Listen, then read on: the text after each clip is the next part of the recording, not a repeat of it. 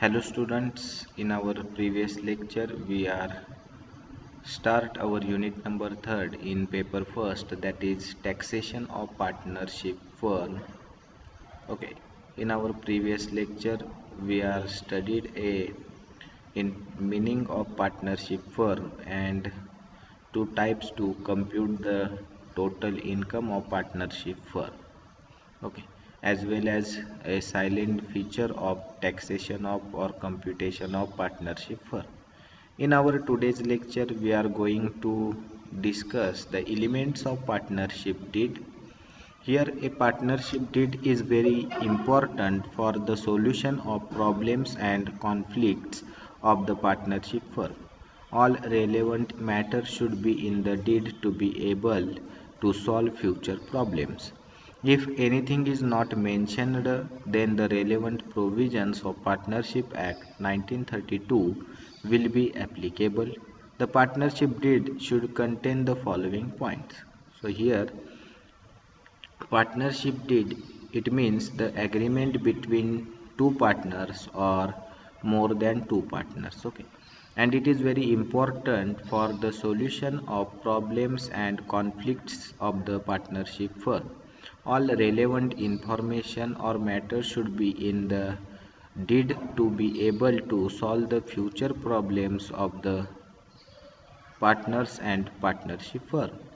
If anything is not mentioned in the agreement or in the deed, then the relevant provisions of Partnership Act 1932 will be applicable for that partnership firm.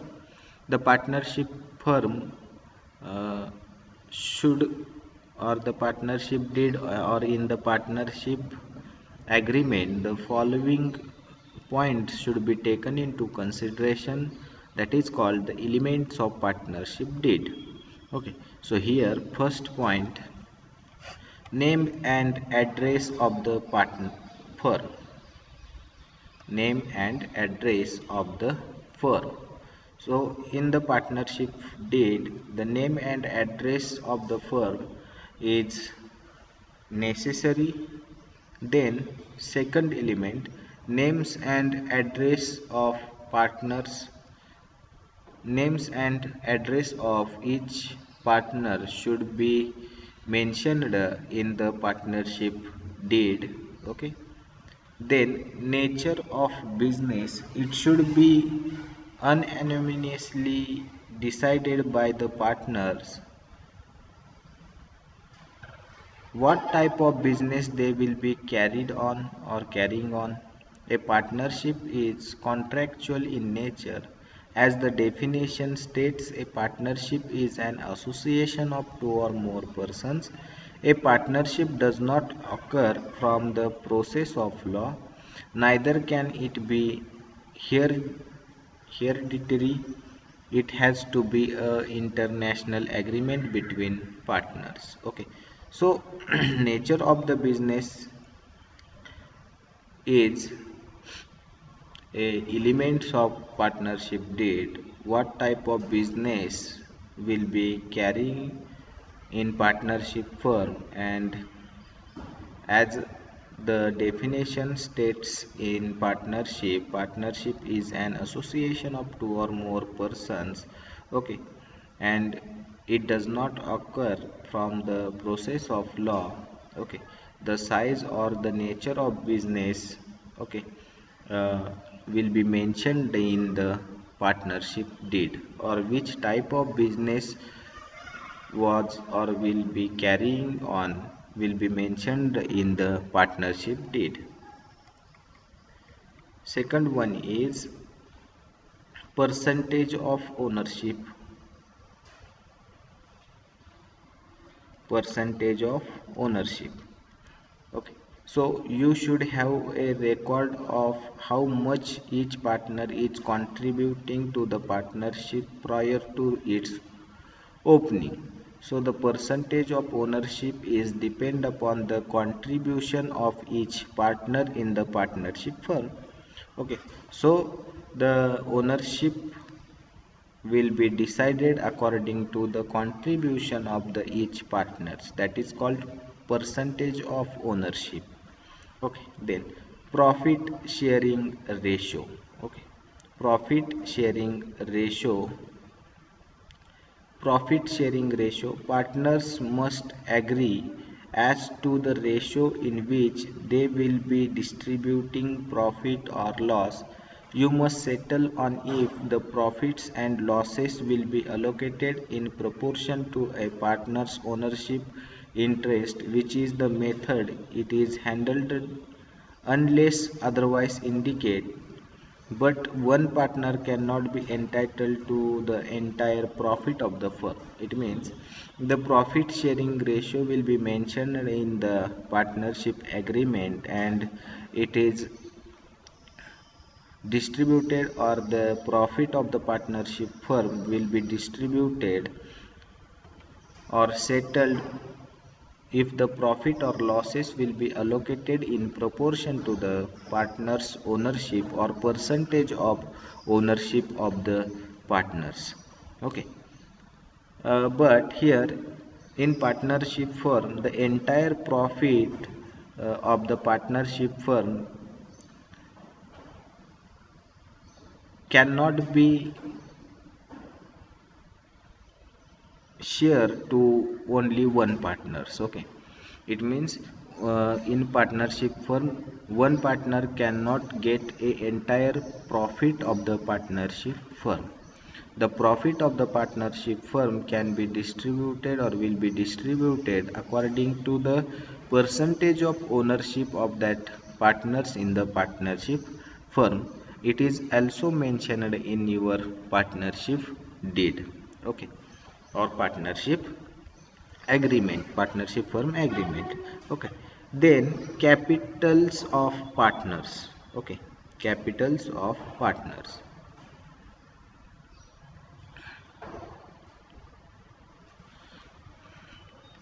So capital of the partners, the amount of capital to be contributed by each partner and whether the capital account will be fluctuating or fixed.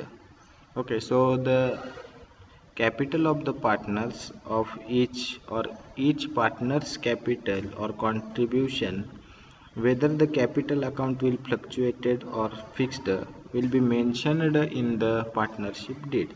And capital of the partner is the elements of partnership deed. Okay, so how much contributing or how much amount is contributed by each partner in partnership firm is very important uh, during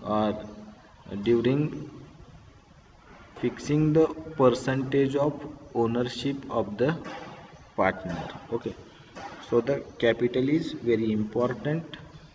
Then interest on capital, whether interest on capital is allowed or not. If allowed, then at what rate. Okay, if the interest on capital is allowed in partnership deed, then allowed or not allowed in the partnership firm. If allowed, then at what percentage or what rate of interest on capital will be allowed is mentioned in the partnership deed.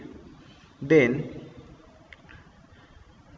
the death of partner, what happens if one partner dies or wants to leave the partnership. To manage this situation, you need a buy or sell agreement. So here, if the one partner of the partnership firm is die or he wants to leave the partnership firm, then this situation needs to buy or sell the agreement of the partnership deed, or to change in the agreement of partnership deed. Then next, amount of drawings, how much amount each partner can withdraw for his personal use or personal purpose is called a drawing, and it is also recorded in the books of accounts of the partnership firm, or it is also mentioned in the partnership deed. Interest on drawings, whether interest on drawings will be charged or not. If it will be charged, then the rate of interest is mentioned in the partnership deed. Okay, then salary, whether salary or commission will be paid to partners for their service or not. If it will be paid, then the amount of it. Your agreement requirements to describe how much each partner will be paid for their efforts. So salary is very important in the partnership firm. Okay, in our last lecture we have studied a salary is allowable for the working partners only. So here salary or commission will be paid to partners for their services or not. If it will be paid, then the amount of such salary or commission are recorded or mentioned in the partnership deed. Agreement requirements to describe how much each partner will be paid for their efforts. In the partnership deed or in partnership firm, how much salary and commission will be paid for the respective partners will be depend upon their efforts in the partnership firm. Then a loan from partners, the loan taken by a firm from partners and interest payable on it. So in partnership firm, a partners can provide a loan to the partnership firm, and the loan taken by the firm from partners and interest payable on it will be mentioned in the partnership deed. Okay, so these are the elements of partnership deed. Second one is bank accounts. The bank where accounts are to be opened, the names of partners empowered to make withdrawals and sign the checks. So the in partnership firm, they bank account will be opened, okay, and the name of partners empowered to make withdrawals and sign the checks. Okay, so on the partnership firm, the bank account is open on the name of partnership firm, and the partners empowered to make the withdrawals and sign the checks. It means the authority is given to the respective partners, okay, on behalf of the partnership firm to sign or withdraw a cash from the bank accounts. Books of accounts. Here the methods of bookkeeping and accounts, the date on which final accounts of the firm will be prepared. Okay, date of commencement of partnership is also mentioned in the partnership deed. Next one is duration of partnership firm, the period for which the partnership has been established and the mode of dissolution of partnership. Okay, so the duration of partnership firm is also mentioned in the partnership firm, the period for which the partnership has been established and the mode of dissolution of partnership firm or winding up of the partnership firm is also mentioned in the partnership firm. So duration of partnership firm is the elements of partnership deed. Next one is the rules to follow in case of admission of partners. So in partnership deed, the rules and regulations is given in case of admission of partnership, in case of admission of new partners. Okay, so rules to be followed in case of partnership or admission of new partners. Okay, so it is also mentioned in your partnership deed, the rules for admitting the new partners in the partnership firm. Next one is rules of retirement, the notice period for retirement and the method to determine the amount of retired or amount of retired or de- deceased partners and the method of payment. Okay, so the retirement rule is also mentioned in the partnership deed. Okay, then goodwill, the method of valuation of goodwill at the time of admission and retirement of partner. How will you distribute the profit and losses of your company? This will also associate with other aspects of your contract, such as percentage of ownership and the workload of each partner. So goodwill or the valuation of goodwill at the time of partnership or at the time of admission of new partners and retirement of partners, with the distribution of profit and losses of the company is mentioned in the partnership deed. This will also associate with other aspects of your contract, such as percentage of ownership and the workload of each and every partners in the partnership firm. Okay, so these are the elements of partnership deed.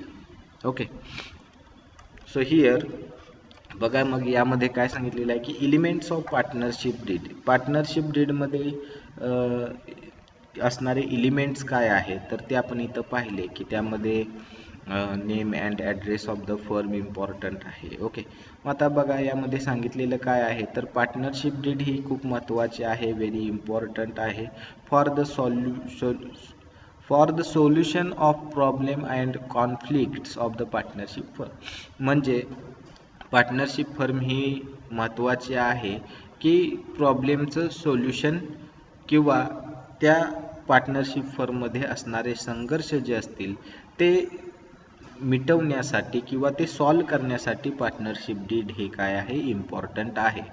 त्याचबरोबर जी काही important किंवा relevant information असेल ती त्या partnership डीडमध्ये काय केली जाते, mention केली जाते. त्यामुळे काय होतं तर the partnership deed solve the future problems. म्हणजे त्यामध्ये त्या डीडमध्ये किंवा त्या ॲग्रीमेंटमध्ये जी इम्पॉर्टंट माहिती लिहिली जाते त्या माहितीच्या आधारे फ्युचरचे जे काही प्रॉब्लेम असतील ते काय केले जातात, सॉल्व केले जातात. जर काहीच त्या पार्टनरशिप डीडमध्ये मेन्शन केलं नाही तर अशामध्ये जर कोणते इश्यू निर्माण झाले किंवा प्रॉब्लेम निर्माण झाले तर ते कसे सॉल्व करायचे ते सुद्धा इथं सांगितलेलं आहे. ते म्हणजे की जर असे कोणतेही मेन्शन केलं नाही किंवा डीडमध्ये काही गोष्टी मेन्शन केल्या नसतील तर त्यासाठी जो पार्टनरशिप ॲक्ट 1932 मध्ये ज्या प्रोव्हिजन्स त्याच्याशी रिलेटेड असतील त्यांना काय केल्या जातील, ॲप्लिकेबल होतील आणि त्यानुसार ते काय करतील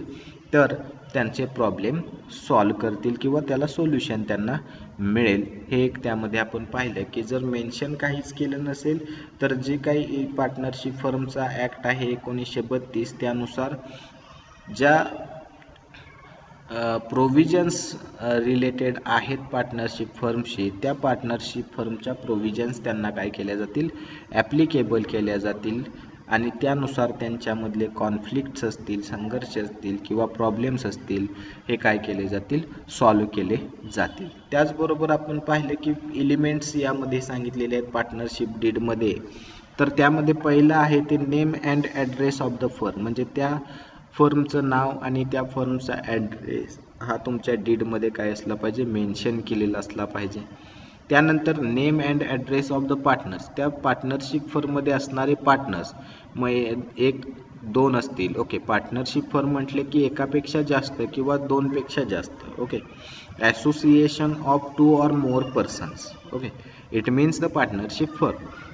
म्हणजे 2 किंवा 2पेक्षा व्यक्तींचं ॲसोसिएशन किंवा एकत्र येऊन एखादा बिझनेस चालू करणं त्याला म्हटलं जाईल partnership firm. Sharing and agree to share the profit of the firm equally or according to the proportion of their capital. म्हणजे त्यांच्या कॅपिटलनुसार ते प्रॉफिट वाटण्याचं ठरवतील किंवा ते आपण पाहिले डीडमध्ये की प्रॉफिट शेअरिंग रेशो वगैरे त्यानुसार ते काय केले जातील, त्यांचा प्रॉफिट डिस्ट्रीब्यूट केला जाईल प्रत्येक पार्टनर्समध्ये. मग यामध्ये जेवढे काय पार्टनर असतील मग 1 किंवा 2 असतील, 3 असतील, 4 असतील, 5 असतील. ओके, तर त्या सर्व पार्टनर्सचं नेम असेल आणि त्यांचा ॲड्रेस जो असेल तो एक तुम्ही या पार्टनरशिप डीडमध्ये काय केला पाहिजे, मेन्शन केला पाहिजे. हे एक इथं त्याचं एलिमेंट आहे. त्यानंतर nature of business.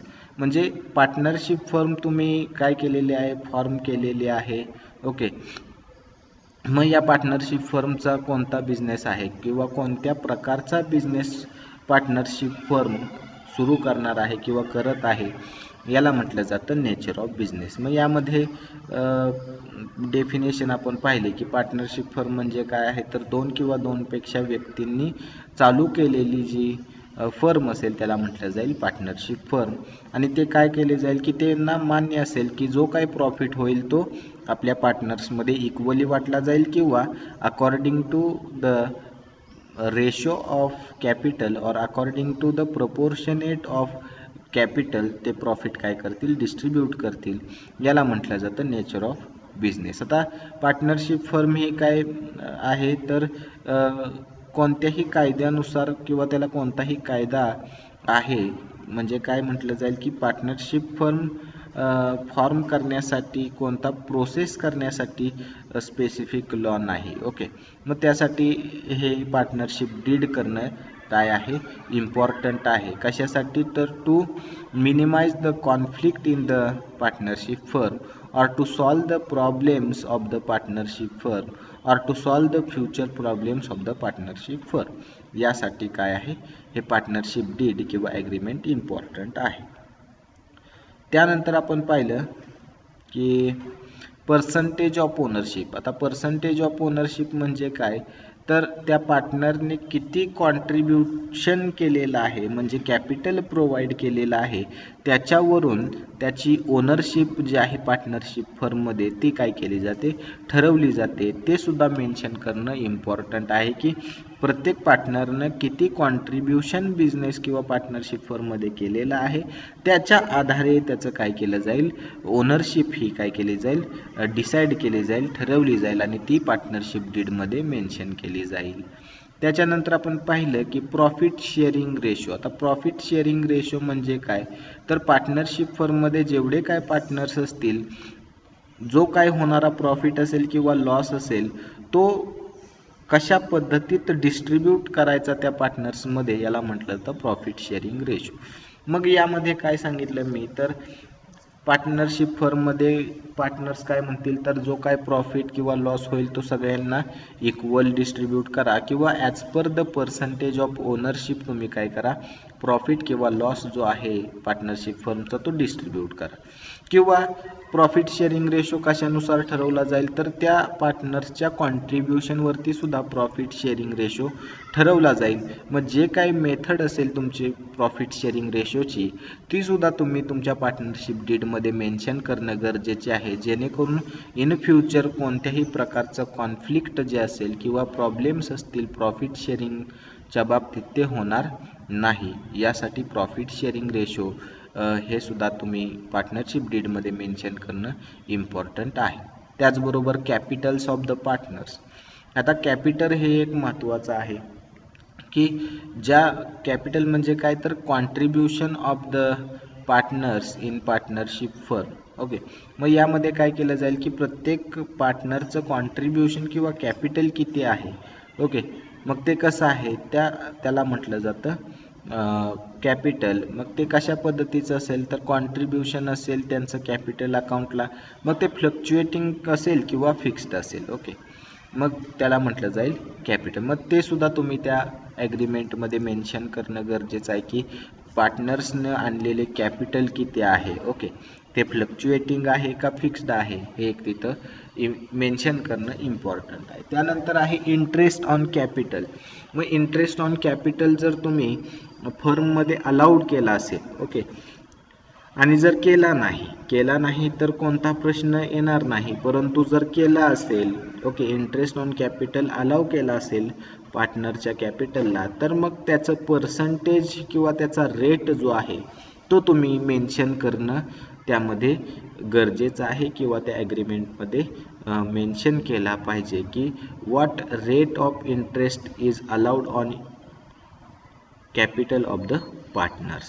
Okay, so this element is also important. Okay, interest on capital.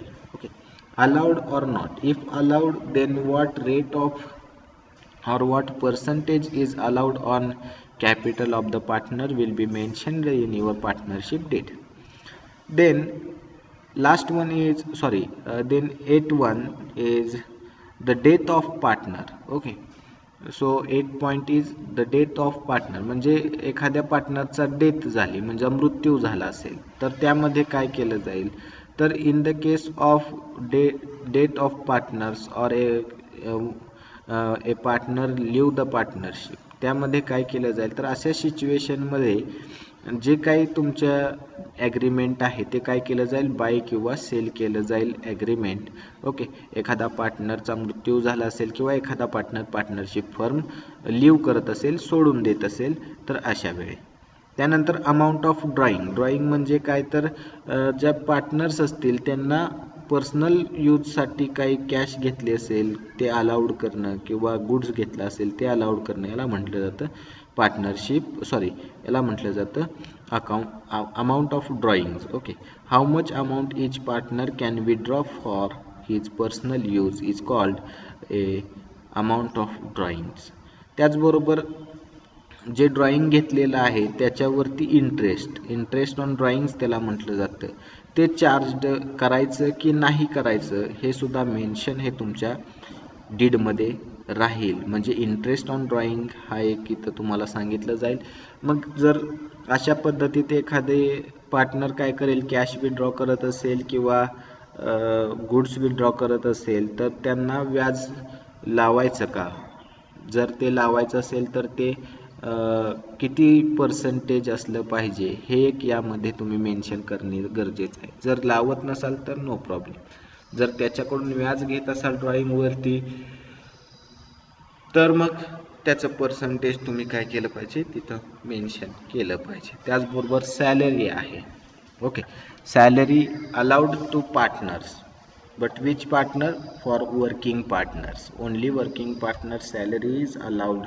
Okay, हे त्यामध्ये सांगितलेलं आहे. मग यामध्ये आपण पाहिलं की सॅलरी असेल किंवा कमिशन असेल जी काय आपण पार्टनरला देणार आहे ती कशाची असणार आहे, त्यानं प्रोव्हाइड केलेली सर्व्हिसची किंवा त्यानं केलेले जे काम आहे पार्टनरशिप फर्मचे त्याची असणार आहे. मग त्याची इन्फॉर्मेशन किंवा त्याची माहिती ही तुम्ही कशात मेन्शन केली पाहिजे तर पार्टनरशिप ॲग्रीमेंटमध्ये तुम्ही ती डिस्क्राईब केली पाहिजे की किती पार्टनर ते काय करत आहेत, किती पार्टनरना सॅलरी अलाउड केलेली आहे आणि कशानुसार, म्हणजे त्यांचे जे काही इफोर्ट्स असतील, म्हणजे त्यांचं जे काही काम असेल, वर्किंग असेल, त्याच्यानुसार त्यांची सॅलरी ही काय केली पाहिजे तुम्ही दिली पाहिजे आणि ते सुद्धा तुम्ही पार्टनरशिप डीडमध्ये मेन्शन केलं पाहिजे.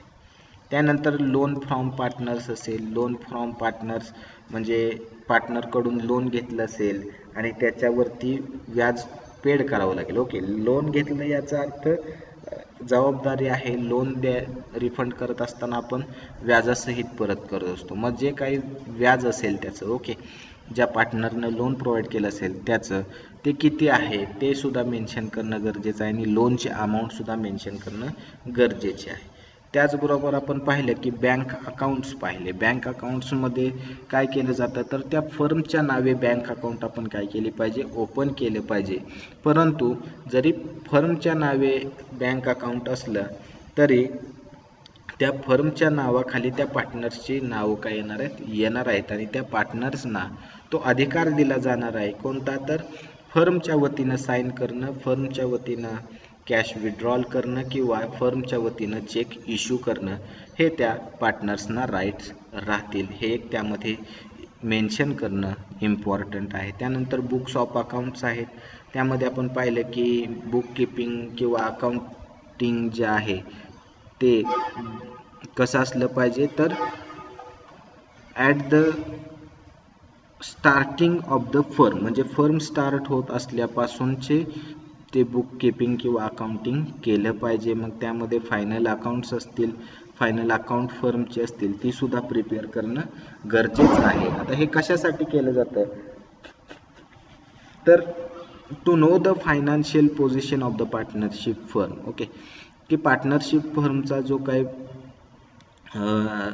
ट्रू अँड फेअर व्ह्यू आहे तो समजण्यासाठी फायनल अकाउंट पार्टनरशिप फर्मची प्रिपेअर करणं महत्त्वाचं आहे किंवा गरजेचं आहे आणि त्यानुसार त्या पार्टनर्सला त्यांच्या फर्मची फायनान्शियल पोझिशन काय होणार आहे समजणार आहे. त्यानंतर काय केलं पाहिजे तुम्ही तर date of commencement of partnership firm, म्हणजे कधी पार्टनरशिप फर्म ही काय झालेली आहे, सुरू झालेली आहे, त्याची डेटसुद्धा तुम्ही त्यामध्ये मेन्शन करणं इम्पॉर्टंट आहे. त्यानंतर ड्युरेशन ऑफ पार्टनरशिप फर्म. आता ड्युरेशन म्हणजे काय, तर period for which the partnership has been established, म्हणजे ज्या पिरियडमध्ये पार्टनरशिप फर्म इस्टॅब्लिश झालेली आहे आणि ती वाइंडिंग होत असेल तर त्या काळातला किंवा त्या मधल्या गॅपला काय म्हटलं तर ड्युरेशन. म्हणजे partnership firm establishment and the mode of dissolution or winding of the partnership firm is called a duration of partnership firm. त्यानंतर rules to be followed in case of admission of new partners. म्हणजे जर एखाद्या पार्टनर्सला admit करून घ्यायचं असेल, admit in the sense admission म्हणजे त्याला पार्टनरशिप फर्ममध्ये पार्टनर करून घ्यायचं असेल तर त्याचे रूल्स किंवा त्याचे गाईडलाईन्स तुम्ही पार्टनरशिप डीडमध्ये मेन्शन करणं गरजेचं आहे. आणि त्या रूलप्रमाणे त्या गाईडलाईनप्रमाणेच तुम्ही एखाद्या नवीन पार्टनरला काय करू शकता, ॲडमिशन देऊ शकता किंवा पार्टनर्स म्हणून त्या पार्टनरशिपमध्ये भागीदार करू शकता. त्यानंतर आहे बघा रूल्स ऑफ रिटायरमेंट. म्हणजे रिटायरमेंट होण्याचे रूल्स, म्हणजे एखादा पार्टनर रिटायर होत असेल तर त्याचे रूल्स तुम्ही त्या डीडमध्ये मेन्शन करणं गरजेचं आहे. मग त्यामध्ये काय सांगितलं की the notice period for retirement and the method to determine the amount of retired or deceased partner and the method of payment. म्हणजे एखादा आजारी असेल किंवा एखादा रिटायर होत असेल तर त्याची मेथड तुम्ही त्यामध्ये मेन्शन करणं गरजेचं आहे. ओके, किंवा त्याचे पेमेंट मेथड कशा पद्धतीत राहील हे तुम्ही तिथं गाईडलाईन देणं त्या डीडमध्ये इम्पॉर्टंट आहे आणि ते सुद्धा तुम्ही मेन्शन करणं गरजेचं आहे पार्टनरशिप फर्मच्या डीडमध्ये. त्यानंतर गुडविल आहे. मग गुडविल हे एक एलिमेंट आहे पार्टनरशिप फर्ममध्ये. मग याचा इफेक्ट कसा होतो तर एखादा पार्टनर डेथ झाला म्हणजे मृत्यू झाला असेल किंवा नवीन पार्टनर ॲडमिट झाला असेल, ॲडमिशन केलं असेल किंवा त्याला एंट्री दिली असेल पार्टनरशिप फर्ममध्ये पार्टनर म्हणून, तर ते गुडविलनुसार त्याचा काय केलं जाईल, प्रॉफिट जो आहे किंवा लॉस जो आहे तो काय केला जाईल, डिस्ट्रीब्यूट कसा करायचा हा प्रश्न निर्माण होईल. मग यासाठी सुद्धा तुम्ही काय केल्या पाहिजेत, गुडविल चं व्हॅल्युएशनचे मेथड्स जे आहेत त्याच्या गाईडलाईन्स तुम्ही पार्टनरशिप डीडमध्ये देणं गरजेचं आहे. किंवा अशा वेळेस जर एखादा पार्टनरचा मृत्यू झाला असेल किंवा एखादा नवीन पार्टनर ॲडमिट झाला असेल तर त्यांना कशा पद्धतीत प्रॉफिट अँड लॉस डिस्ट्रीब्यूट करायचा हे एक त्यानुसार एक गुडविलचं व्हॅल्युएशन कसं करायचं ह्याची सुद्धा तुम्ही गाईडलाईन्स काय केली पाहिजे तिथं मेन्शन केली पाहिजे. त्याचबरोबर त्यामध्ये काय सांगितलं आहे, this will also associate with other aspects of the contract of partnership firm. म्हणजे याचबरोबर काही अशा आणखी वेगळे ॲस्पेक्ट्स असतील की त्यानुसार तुम्ही काय केलं पाहिजे तर गुडविलचं व्हॅल्युएशन केलं पाहिजे. त्याचबरोबर नवीन येणारा पार्टनर असेल तर त्याचं पर्सेंटेज ऑफ ओनरशिप तुम्ही कशी काय दिली पाहिजे किंवा मंजूर केली पाहिजे याच्या गाईडलाईन्स या पार्टनरशिप डीडमध्ये असतात. त्याचबरोबर त्याचं वर्कलोड असेल, म्हणजे तो जर वर्किंग पार्टनरमध्ये येत असेल तर वर्किंग त्याचं काय राहील, त्याचा वर्कलोड काय राहील हे सुद्धा तुम्ही काय करणं गरजेचं आहे, तर मेन्शन करणं त्या पार्टनरशिप डीडमध्ये गरजेचं आहे. तर हे सर्व आहेत elements of partnership deed. Okay, so in our today's lecture we are studied elements of partnership deed. Okay, and also we studied a introduction and features of partnership firm and computation of total income of partnership firm. Okay, in our next lecture we are study a format for computation of total income of firm. Okay, so here we also prepare a format, but we will discuss it in our next lecture. Okay, thank you very much.